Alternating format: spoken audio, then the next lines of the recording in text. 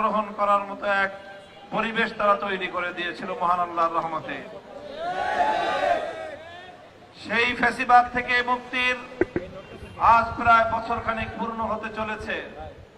এদেশের মানুষের মনের মধ্যে শঙ্কা ছিল যে আবার ফ্যাসিবাদী স্বৈরাচারী আওয়ামী লীগকে বাংলাদেশের রাজনীতিতে আবার পুনর্বাসন করবার কোনো অপতৎপরতা পরিচালিত হচ্ছে কিনা, এটা নিয়ে দেশের মানুষের অনেক শঙ্কা ছিল। এদেশের মানুষ পরিষ্কার বলে দিয়েছে, বিপ্লবী জনতার পক্ষ থেকে আমরা বারবার বলেছি, শহীদের রক্তের দাগ এখনো মুছে যায়নি, এখনো বাংলার ঘরে ঘরে শহীদের মায়ের চোখের অশ্রু মুছে যায়নি। হাজার হাজার শহীদের রক্ত মারিয়ে, হাজার হাজার শহীদের মায়ের অশ্রু পেছনে ফেলে বাংলাদেশের স্বৈরাচারী শেখ হাসিনা এবং তার রেসপন্সারদের আবার রাজনীতি করবার খায়েশ কোনোদিন পূরণ হতে পারে না। বাংলাদেশের ছাত্র জনতা, এদেশের ফ্যাসিবাদ বিরোধী রাজনৈতিক পক্ষগুলো হাতে হাত রেখে বরাবর আওয়ামী লীগের বিরুদ্ধে তারা রাজপথে ঐক্যবদ্ধ সংগ্রাম চালিয়ে গিয়েছে। তাদের সে ঐক্যবদ্ধ সংগ্রাম বিশেষত গত কয়েকদিন ধরে আওয়ামী লীগের রাজনীতি নিষিদ্ধ করবার দাবি নিয়ে রাজপথে ছাত্র জনতা যেভাবে আন্দোলন করেছে, সংগ্রাম করেছে, দলমতের ঊর্ধ্বে উঠে এদেশের সাধারণ ছাত্র জনতা বিভিন্ন অঙ্গন থেকে, যমুনা থেকে শুরু করে শাহবাগ চত্বর পর্যন্ত ছাত্র জনতার যে অভূতপূর্ব ঐক্য এবং তাদের যে সংগ্রামী ভূমিকা এদেশের মানুষ প্রত্যক্ষ করেছে। আমরা এখন আশা করতেই পারি যে দেশের ক্ষমতাসীন মহল কোনদিন চাইলেও ছাত্র জনতা ভবিষ্যতে কোনদিন কোন স্বৈরাচারী শক্তিকে বাংলার রাজনীতিতে বরদাস্ত করবে না ইনশাআল্লাহ। আজ এই বাংলাদেশে আমরা পরিষ্কার কয়েকটি দাবি উত্থাপন করেছি যার যার অঙ্গন থেকে।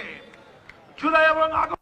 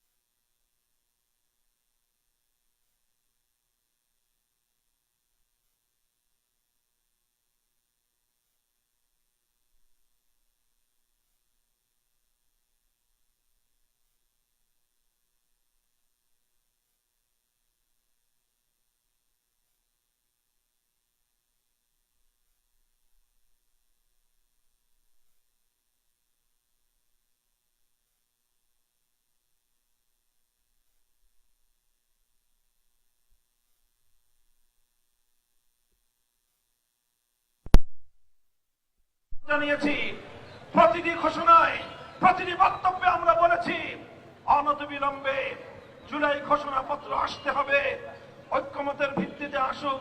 সে ব্যাপারে আমাদের আন্তরিকতার কোনো অভাব ছিল না। কিন্তু আমাদের আন্তরিকতার কেউ ওই যদি অর্থ বুঝে যে এটাকে জুলাই ঘোষণাপত্র জুলাই ঘোষণাপত্র জাতির সামনে ঘোষিত হওয়াকে টাল বাহানার কোন হাতিয়ারের পেছনে ফেলা, এটাকে আমরা বরদাস্ত করে নেব না।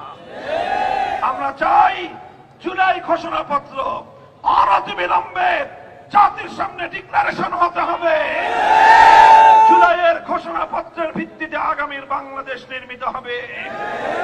আমরা পরিষ্কার ভাষায় বলেছি 1947 সালের দেশ বিভাগ, 1971 সালের মহান মুক্তিযুদ্ধ, 2024 সালের জুলাই বিপ্লবের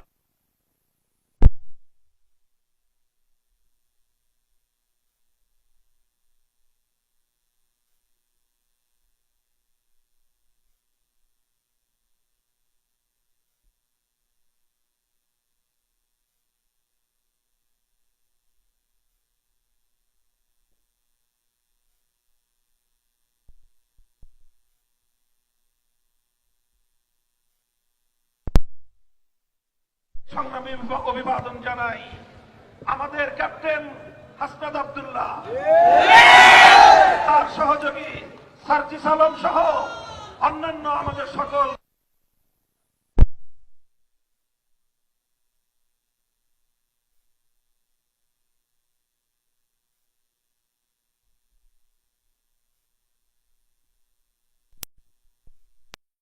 কোন ফ্যাসিবাদ জন্ম নিতে পারবে না।